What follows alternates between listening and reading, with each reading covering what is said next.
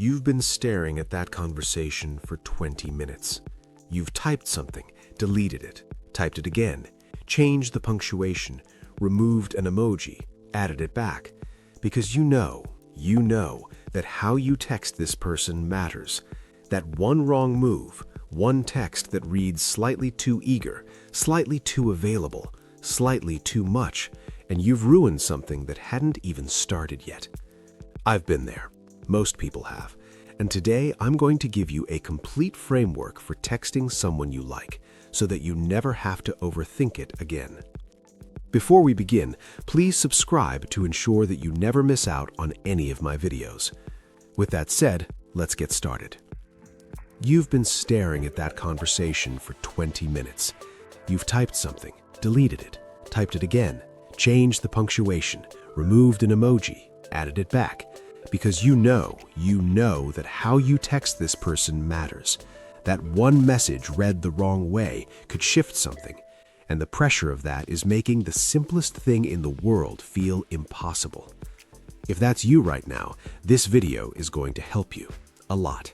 Because today we're breaking down the complete framework for texting someone you like without coming across as desperate, without playing games, and without sending a message you'll spend the next 3 hours regretting. Before we get into the rules, I want to challenge the foundation that most texting advice is built on, because I think it's wrong. And understanding why it's wrong is what makes everything else in this video actually make sense. Most texting advice tells you to perform disinterest, wait a certain number of hours before responding, keep your messages short so you seem busy, never double text under any circumstances, don't use too many exclamation points, mirror their energy exactly so you never seem more invested than they are. And on the surface, the logic seems sound.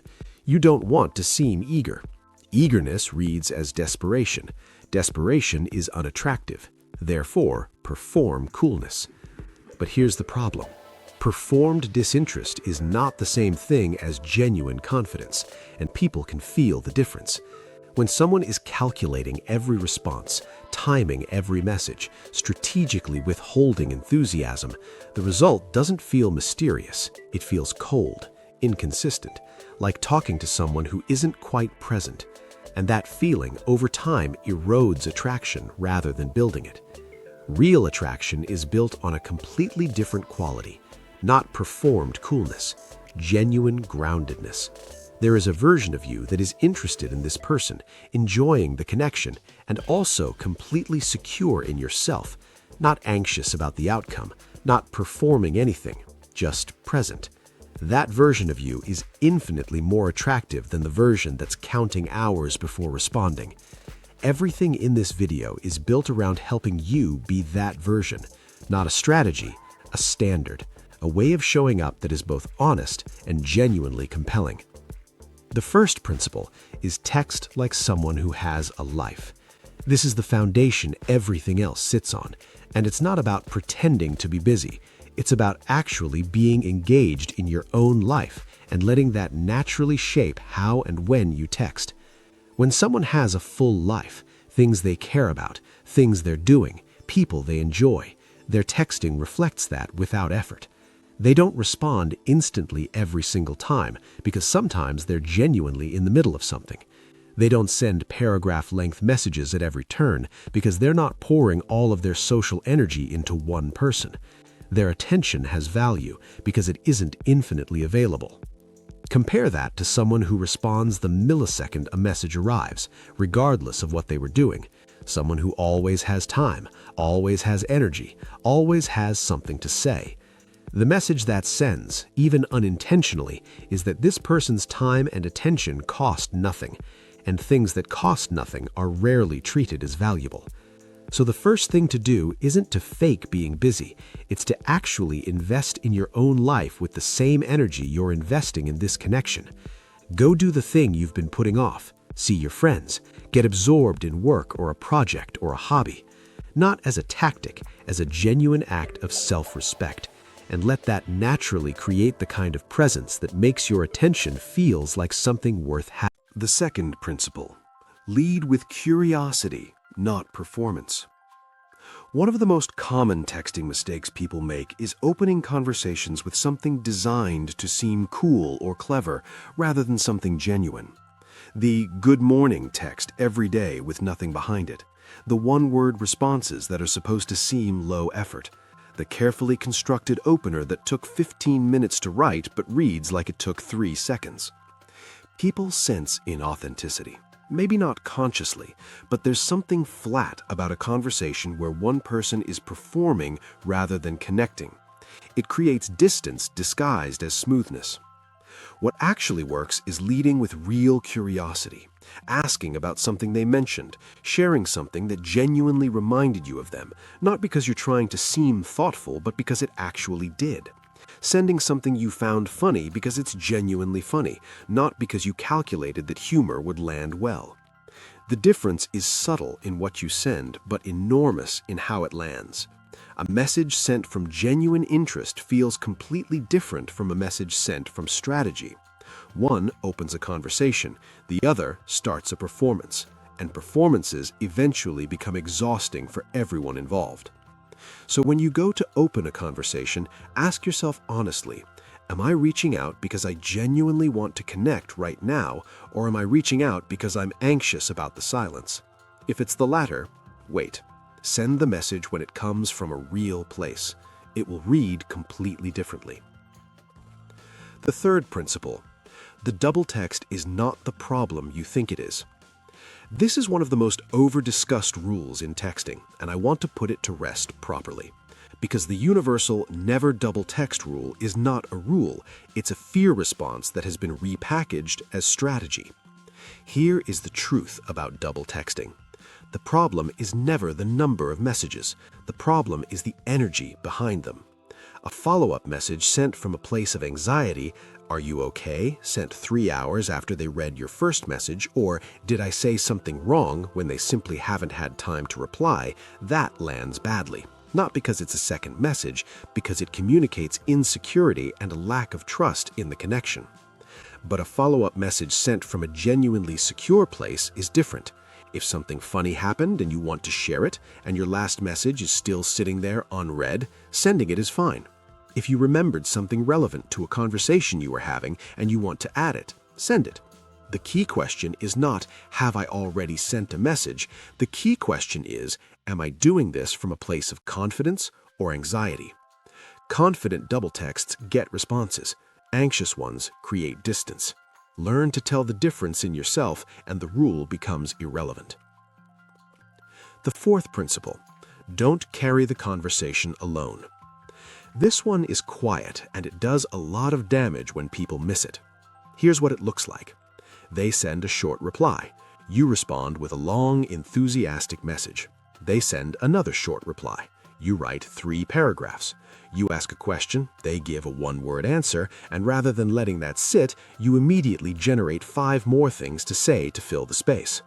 You are carrying the conversation. And the problem isn't the effort, it's what it communicates.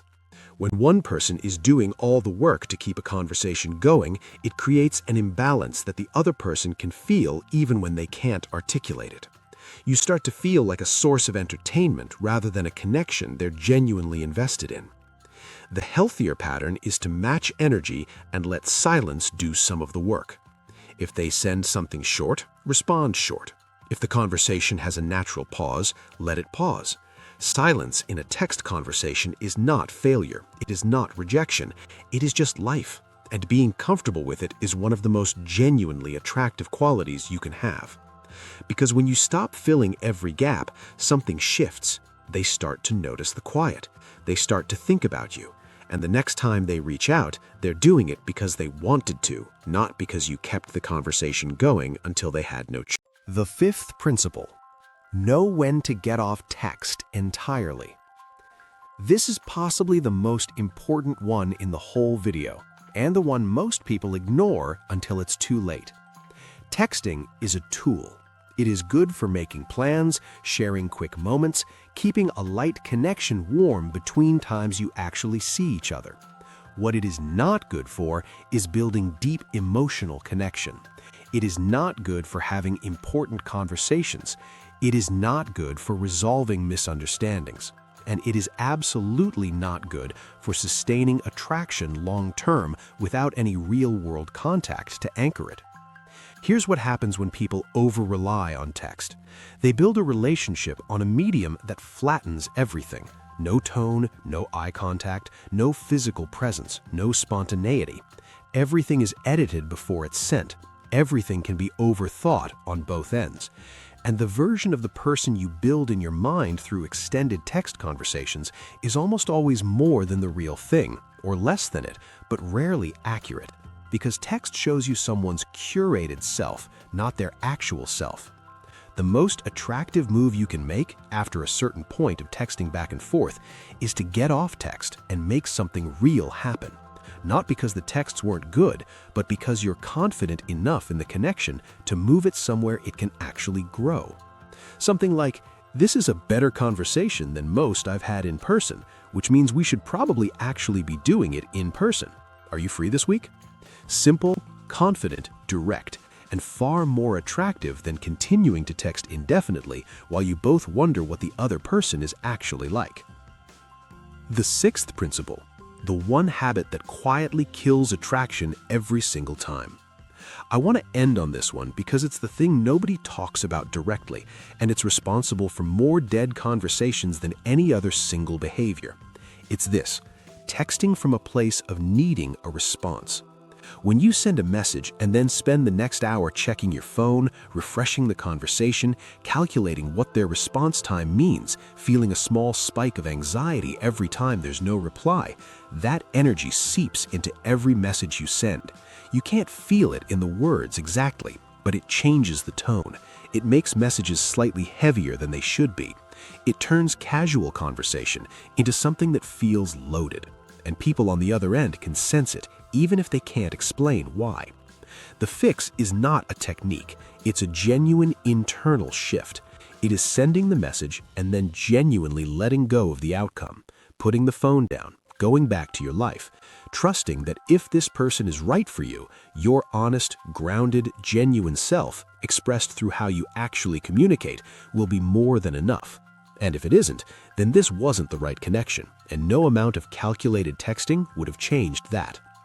This is the thing I want you to actually take from this video.